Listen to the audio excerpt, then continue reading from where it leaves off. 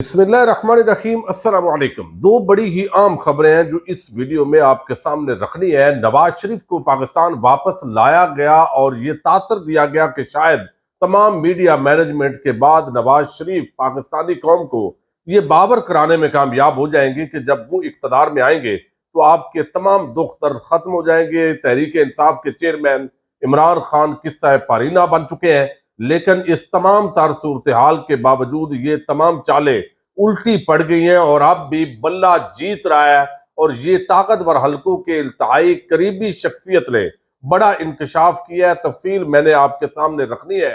دوسری طرف ججز اور جرنیلوں کے احتساب کے حوالے سے جسٹس منصور علی شاہ نے نیب ترامیم کیس کے حوالے سے ایک اختلافی نوٹ دیا ہے۔ یہ اختلافی نوٹ انتہائی اہمیت کا حامل ہے۔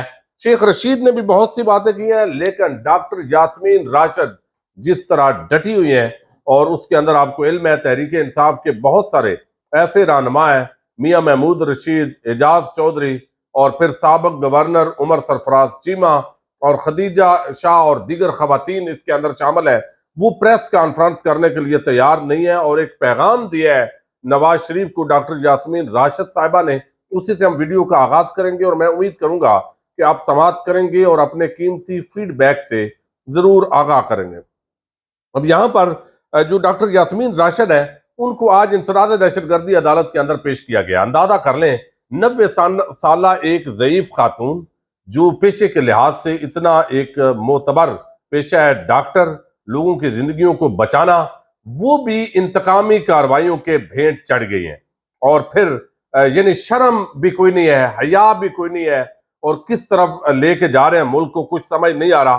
لیکن انہوں نے پھر بھی جو ان کا ارادہ ہے، وہ کہتی ہیں کہ مجھے مزید 11 مقدمات میں نامزد کر دیا گیا، یہ مقدمات درج کرتے کرتے تھک جائیں گے مگر پریس کانفرنس نہیں کروا سکیں گے۔ بے بنیاد مقدمات جلد ردی کی ٹوکری میں ہوں گے۔ ہم جیل میں رہ کر بھرپور مقابلہ کریں گے۔ نواز شریف سے عوام کی عدالت میں مقابلہ ہوگا۔ پنجاب واحد صوبہ ہے جہاں خواتین کو قید رکھا گیا ہے، یہ خواتین سے بھی مقابلہ کرنے سے ڈرتے ہیں۔ تو یہ ایک ریالٹی ہے کہ جس طرح کی انتقامی کارروائیاں ہو رہی ہیں، نہ تو یہ 9 مئی کے واقعات کے حوالے سے سنجیدگی ہے، بلکہ یہ تحریک انصاف اور عمران خان کے خلاف اصل میں وہ کارروائیاں ہیں جو کرنے کی کوشش ہو رہی ہے۔ اب آج پہاڑوں سے نواز شریف نیچے اتر آئے ہیں جی بالآخر۔ وہ شاید کل لاہور کے اندر جو اجلاس ہے اس کے حوالے سے بھی کوئی نون لیگ کی صدارت کریں، لیکن ایک اور بڑا معاملہ ہے، وہ آپ کے سامنے خبر رکھنی ہے، اور وہ جسٹس منصور علی شاہ نامی ایک جج ہیں، اور یہ وہ جج ہیں، ظاہر ہے میں ججز کے کنڈکٹ پر ہم بات کر سکتے ہیں کہ آپ دیکھیے پورے پاکستان میں انسانی حقوق کی پامالیاں ہو رہی ہے، لوگوں کے گھر، الماریاں، سامان توڑا جا رہا ہے، لوگوں کے کاروبار تباہ کیے جا رہے ہیں، اور یہ قاضی گروپ کے جو چند ججز ہیں، یہ آپ ان کے حوالے سے ریمارکس نہ ان کے آئیں گے، نہ ان کی زبان کھلے گی، نہ اس حوالے سے یہ بات کریں گے، بلکہ یہ بات اوورال کر کے احتساب کی تو ہیرو بننے کی کوشش کرتے ہیں، اور بیسیکلی جو زرداری اور شریف مافیا کے مفادات ہوں گے وہاں یہ لازمی بولیں گے۔ اور یہ آپ دیکھ لیں جتنا ابھی اس کا ٹریک ریکارڈ ہے، جب سے قاضی صاحب چیف جسٹس بنے ہیں تو انہوں نے جتنے بھی ڈائریکٹ پہلے 100 موٹو والا معاملہ ختم کیا ہے تاکہ ان پہ آئی نہ 3 ججز والے معاملے پہ لے کے چلے گئے، اور پھر بھی ان کو کوئی پریشانی نہیں ہے، کوئی ٹینشن نہیں ہے، لوگوں کو اغوا کیا جاتا ہے، پریس کانفرنسز کروائی جاتی ہیں، لیکن قاضی صاحب کو وہ کہتے ہیں وہ کوئی پرواہ نہیں ہے۔ اب یہ اختلافی نوٹ ہے، اس کے اندر کچھ 2-3 چیزیں بڑی اچھی ہیں، وہ بھی آپ کے سامنے رکھنی ہے۔ اب اس کے اندر وہ کہہ رہے ہیں کہ سپریم کورٹ کے نیب ترامیم فیصلے پر 27 صفحات پر مشتمل یہ اختلافی نوٹ ہے، جس میں لکھا گیا ہے کہ عدلیہ قانون سازی کا تب جائزہ لے سکتی ہے جب وہ بنیادی انسانی حقوق سے متصادم ہو۔ قانون سازوں کا مفاد سامنے رکھ کر قانون سازی جانچنا پارلیمنٹ اور جمہوریت کو نیچا دکھانے کے مترادف ہے۔ حالانکہ اگر پارلیمنٹ کل کو قانون پاس کر دے بھئی کرپشن جائز ہے، تو کیا وہ اس کے اندر عدلیہ مداخلت نہیں کرے گی؟ تو نیب ترامیم کے اندر یہی کچھ تو ہوا ہے، لیکن نیب ترامیم کیس کے اندر 4-1 سے فیصلہ آیا تھا، تو انہوں نے قاضی گروپ کے جج ہیں، انہوں نے اختلاف کیا تھا۔ اب انہوں نے نوٹ میں لکھا ہے کہ اختلاف رائے رکھنے والا ہجوم کی سمت میں نہیں، مستقبل کی سمت میں چلتا ہے۔ عدالتوں کو پاپولر اور سیاسی بیانیے پر نہیں چلنا ہوتا، عوامی جذبات کے خلاف جا کر بھی عدالت کو آئین و قانون کے مطابق فیصلہ دینا ہوتا ہے۔ پھر وہ لکھتے ہیں کہ اداروں کے درمیان تبادل اسی صورت قائم رہ سکتا ہے جب احترام کا باہمی تعلق ہو۔ پارلیمانی نظام میں عدلیہ کو ایگزیکٹو یا مقننہ کے مخالف کے طور پر نہیں دیکھا جاتا۔ عدلیہ کو اس وقت تک تعامل کا مظاہرہ کرنا چاہیے جب تک آئینی حدود کی خلاف ورزی نہ ہو۔ ویسے آپ کے تعامل کی جج صاحب ویسے داد دینی چاہیے، آپ کا تعامل ہے کتنا؟ پاکستانیوں کے ساتھ اس وقت کیا ہو رہا ہے اور آپ تعامل کیے ہوئے ہیں، وہاں آپ کو تکلیف ہی نہیں ہوتی۔ تکلیف تب ہوتی ہے جب زرداریوں اور شریفوں کو کچھ ہونے لگے، یا وہ ان کے کیسز کرپشن کے بند ہوئے، آپ کو تکلیف ہی نہیں ہوئی۔ ان کے کیسز کھلے ہیں تو آپ فوراً پریشان ہو گئے۔ یہ آپ دیکھیے، درخواست گزار نیب ترامیم کو عوامی مفاد کے برعکس ثابت کرنے میں ناکام رہا۔ یہ ان کے جو اسیسمنٹ ہے اس کے مطابق ہے۔ میں آئین کے آرٹیکل 8(2) کے پیش نظر درخواست کو میرٹس پر نہ ہونے پر خارج کرتا ہوں۔ پھر وہ لکھتے ہیں کہ پارلیمان کے بنائے تمام قوانین بالآخر کسی نہ کسی انداز میں بنیادی حقوق تک پہنچتے ہیں۔ نیب قانون کے تحت ججز اور فوجی افسران کا احتساب ہو سکتا ہے۔ کیس کی 50 سماعتوں پر سوال کیا گیا کہ فوجی افسران اور ججز کا احتساب ہو سکتا ہے۔ فوجی افسران اور ججز بھی نیب ترامیم کے تحت قابل احتساب ہے۔ تاثر ہے کہ فوجی افسران اور ججز کی کرپشن کا کوئی احتساب نہیں ہو سکتا۔ تو یہ بات تو درست ہے، یہ دونوں ماورا ہیں اور آپس کے اندر ویسے تعلقات بھی اچھے ہیں ان کے۔ پارلیمنٹرین کا قانون چیلنج کرنے کا حق دعویٰ نہیں بنتا۔ تو ان کا یہ منصور شاہ صاحب کا یہ ہے کہ جناب جو بھی ہو جائے، وہ پارلیمنٹ کے اندر بے شک 9 بندے بیٹھے ہوں اور 9 بندے بیٹھ کے اگر کوئی سارے ایک ہی جیسے ہوں تو وہ زبردست طریقے سے جو چاہیں وہ یہاں پہ کر دیں، ان کو کوئی پوچھنے والا نہیں ہے، چونکہ وہ پارلیمنٹ ہے۔ اب یہ ایک لاجک جو ہے یہ بھی سمجھ میں نہ آنے والی ہے۔ لیکن میں اس وقت ایک ٹاؤٹ صحافی ہیں اور ویسے تو منافقین کے سردار کے طور پر ان کو لیا جاتا ہے کہ یعنی ایسا بندہ جو یک طرفہ جو ہے وہ طاقتور حلقوں کا بیانیہ تو پھیلاتا ہے اور ویسے مذہب کا لبادہ بھی اوڑا ہوا ہے، اور انتہائی منافق ترین صحافت کے اندر سمجھے جاتے ہیں جو ہے انصار عباسی صاحب۔ انہوں نے بھی کچھ چیزیں تسلیم کی ہیں کہ بھائی ساری کیلکولیشن نکال کے اگر الیکشن ہوتا ہے تو پھر تو بلہ جیت جائے گا، لیکن بلہ اگر جیت جاتا ہے تو پھر کیا ہوتا ہے، یہ ذرا میں آپ کے سامنے رکھتا ہوں، آپ اندازہ کریں۔ یہ اس کی سوچ نہ سمجھے انصار عباسی کی، یہ آپ کہیں اور کی جو سوچ ہے اس کو اس کے اندر جو ہے وہ جو اسیسمنٹ ہے، کیونکہ 9 مئی ہے تو 9 مئی کے بعد جو پاکستانیوں کے گھروں پہ 9 مئی کیا گیا اس کا کسی کو کوئی خیال نہیں ہے۔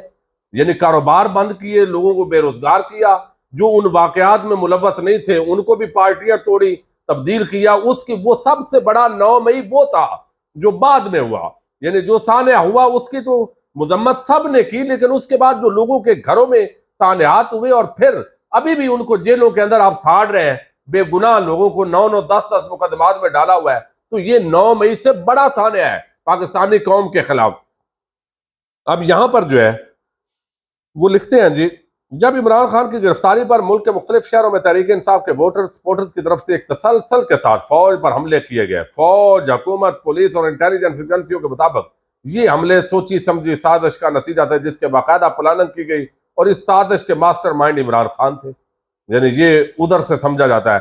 عمران خان کہتے ہیں کہ 9 مئی تو تحریک انصاف کے خلاف سازش تھی، سازش کے بارے میں فیصلہ تو عدالتیں کریں گی، لیکن اس میں کوئی شک نہیں کہ 9 مئی والے دن احتجاجیوں نے شرپسندی، توڑ پھوڑ، شہیدوں کی یادگاروں، یقیناً یہ بڑا افسوس ہے، بہت ہی افسوس کی بات ہے۔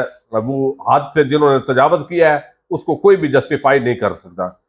لیکن آگے وہ کہتے ہیں ہمارے جنرل باجوہ کو نشانہ بنایا، یعنی عمران خان نے بیانیہ بنایا، فوج مخالف، جنرل باجوہ کو پہلے نشانہ بنایا، پھر army chief general Asim Munir آ گئے، ان کو نشانہ بنایا عمران خان نے، پھر جھوٹے سلجھے الزامات لگائے۔ لیکن اتنا منافق آدمی ہے ویسے یہ نہیں بتائے گا کہ 150 مقدمہ جو اس 9 مئی سے پہلے عمران خان کے خلاف بنایا گیا وہ انصار عباسی کے چاچے نے بنایا، مامے نے بنایا یا کسی اور نے بنایا۔ عجیب منافقت ہے، یعنی صحافت کے اندر، سیاست میں، وکالت میں، ہر جگہ آپ کو یہ، یعنی ان کو صحافت کا رئیس المنافقین قرار دیا جاتا ہے۔ یعنی یہ بندہ صحافت میں بیٹھا ہے، بھائی تو اتنا ٹاؤٹ نہ بن، تھوڑے سے بات تو میرٹ پہ کر دے۔ یعنی ایک بندے پہ قاتلانہ حملہ ہوا، سارا ہوا، اس کا مقدمہ بھی درج نہیں ہوا اور اس پہ آواز نہیں اٹھائی کسی نے۔ ریاست وہ دھکے شاہی کے ساتھ اس کی باقاعدہ وہ بن گئی ہے، یعنی پوری طرح اچھا، اب یہاں پر وہ کہتے ہیں کہ یہ سارے، لیکن آگے وہ کہتے ہیں عمران خان کے لیے یہ سب سیاستی، اور 9 مئی ایک جمہوری احتجاج، لیکن 9 مئی اگر ایک طرف پاکستان کے لیے بلیک ڈے تھا تو فوج کے سینے پر اس کی مثال ایک خنجر کی سی تھی۔ 9 مئی کا زخم فوج کے لیے بہت گہرا ہے، جسے بلایا نہیں جا سکتا۔ ایسے میں عمران خان کے لیے سیاست کے رستوں کا کھلنا کتنا ممکن ہے، وہ کویسچن مارک کر رہے ہیں۔ تو لیکن عوام کو اس کے بعد جو زخم دیا گیا ہے وہ بھی بڑا گہرا ہے، یہ بھی بات انصار عباسی کو بتانی چاہیے۔ یہ بات تو کی جا سکتی ہے کہ پاکستان کی خاطر ماضی کو بھلا کر ایک نیا سفر شروع کریں، معافی تلافی کر لیں، دل بڑے کریں۔ نواز شریف کو بھی یہی مشورہ دیا جا رہا ہے کہ عمران خان کے ساتھ ہاتھ ملا لیں اور انہیں انتخابی سیاست میں واپس لانے میں اپنا کردار ادا کریں۔ بھئی عمران خان ہاتھ نہیں ملائے گا نواز شریف سے، مت کوئی سمجھے کہ ابھی وہ اندر ہے تو اس وجہ سے، اسی کے خلاف تو اس کی جد و جہد ہے۔ اس بارے میں بحث یہ کی جاتی ہے کہ عمران خان آج بھی پاکستان کے مقبول ترین رہنما، اور تحریک انصاف مقبول ترین سیاسی جماعت ہے جنہیں انتخابات سے باہر رکھا گیا تو پاکستان کے لیے سنگین نتائج برآمد ہوں گے۔ یہ بات درست ہے جو ابھی کی ہے کہ جناب یہ عمران خان مقبول ہے۔ زمینی حقائق کی روشنی میں کیا ایسا ممکن ہے؟ اگر ایسا ہو گیا تو اس کے نتائج کیا ہوں گے؟ اب اگلا جو خطرہ ہے وہ یہ ہے کہ اگر عمران خان عوامی رائے کے ساتھ وزیر اعظم بن گیا تو پھر فوج سے وہ متصادم ہوگا، اس کے آپس کے اندر ٹسل بڑھے گی، اور سوشل میڈیا پر جو ہے وہ عمران خان کو بیانیے کو پیچھے لے جانا چاہیے، اور یہ ساری چیزیں کر کے تو پوری رائے بھی دی ہے۔ سب سے پہلے کیا عمران خان 9 مئی کے واقعات پر معافی مانگیں گے؟ کیا وہ فوج، اچھا اگر میرا خیال ہے یہ دونوں طرف تالی دونوں ہاتھوں سے بجتی ہے۔ 9 مئی کے واقعات سے پہلے عمران خان کے خلاف جس نے 150 مقدمہ بنایا، کیا وہ معافی مانگیں گے؟ 9 مئی کے واقعات کے بعد جو 9 مئی کے واقعات میں ملوث ہی نہیں تھے، وہ وہاں موجود ہی نہیں تھے کسی جگہ، ان کے جو گھروں کو توڑا گیا، عورتوں کی بچوں کی توہین ہوئی، کیا اس پہ کوئی معافی مانگے گا؟ یہ سارے معافیاں جو ہے وہ اکٹھی ہونی چاہیے، تب یہ ملک آگے بڑھ سکتا ہے۔ اور ابھی بھی جنہوں نے ناجائز لوگوں کو ہزاروں کی تعداد میں جو پریس کانفرنس کرتا ہے اس کو چھوڑ دیتے ہیں، تو یہ کیا وہ معافی مانگیں گے جو یہ کھیل کھیل رہے ہیں؟ سب سے پہلے کیا عمران خان 9 مئی کے واقعات پر، اچھا اگر عمران خان ایسا نہیں کرتے تو سوال یہ پیدا ہوتا ہے کہ کیا فوج عمران خان کو معاف کر دے گی؟ کیا فوج کے لیے 9 مئی کے واقعات کو عمران خان کی سیاست کی خاطر بلانا ممکن ہوگا؟ بھئی فوج پاکستانیوں کی ہے، اگر 2-4 اعلی افسروں کا معاملہ ہے تو وہ ظاہر ہے ایک چین آف کمانڈ ہے، فوج ہی ہوتی ہے۔ لیکن دوسری طرف کیا عوام سے وہ جو ایجنسیز یا وہ آپ سمجھیں ادارے وہ معافی مانگیں گے جو عوام کے ساتھ کر رہے ہیں؟ وہ تحریک انصاف کے لوگوں کی جو پارٹی توڑ رہے ہیں، کیا وہ معافی نہیں مانگیں گے؟ انہوں نے جو ظلم ہو رہا ہے، جس طریقے سے لوگوں کے انسانی حقوق کی پامالیاں ہو رہی ہیں، یعنی یہ ٹاؤٹ قسم کے 2 نمبر لوگ جو ہے وہ صحافت کے اندر بیٹھ کے اس طریقے سے یک طرفہ بیانیاں پھیلاتے ہیں۔ عمران خان آرمی چیف سمیت متعدد اعلیٰ سرور جرنیلوں کے خلاف بار بار بولتے رہے ہیں اور فوج کے ساتھ ڈائریکٹ لڑائی مول لی ہے۔ اس صورتحال میں عمران خان یا تحریک انصاف کی نئی حکومت کی شروعات ہی حکومت اور فوج کے درمیان ایک بڑی لڑائی سے ہوگی جس کا پاکستان متحمل نہیں ہو سکتا۔ یعنی یہ بھی اب قومی مفاد میں ہے کہ عمران خان کے ساتھ عوام ہو، پھر بھی اقتدار میں نہیں آنے دینا، چونکہ پھر اس سے ٹکراؤ پیدا ہوگا۔ اب منافقت کی انتہا دیکھیں، بندہ اس بندے کو کیا بول سکتا ہے؟ جی یہ حالات ہیں اس وقت ان لوگوں کے، یعنی انتہائی ٹاؤٹ اور بے شرمی بے حیائی کے ساتھ صحافت جیسے پیشے میں بیٹھ کے وہ جسٹیفائی کر رہے ہیں، تمام جو ظلم ہو رہا ہے اس کو جسٹیفائی کر رہا ہے یہ بندہ۔ تو بہرحال یہ صورتحال ہے جی۔ اس کے باوجود تسلیم کیا ہے کہ عمران خان بھائی جیت تو رہا ہے، بلہ جو ہے وہ اس پہ ٹھپے تو لگیں گے، تو پھر کیا صورتحال بنے گی اس سے خوف کھایا ہوا ہے۔ تو میرا خیال ہے زیادتیاں دونوں طرف سے ہوئی ہیں، دونوں طرف کو اب معافی مانگنی ہے اس پاکستانی قوم سے، تو پھر معاملات بہتری کی طرف بڑھ سکتے ہیں۔ اجازت دیجیے گا، اللہ حافظ۔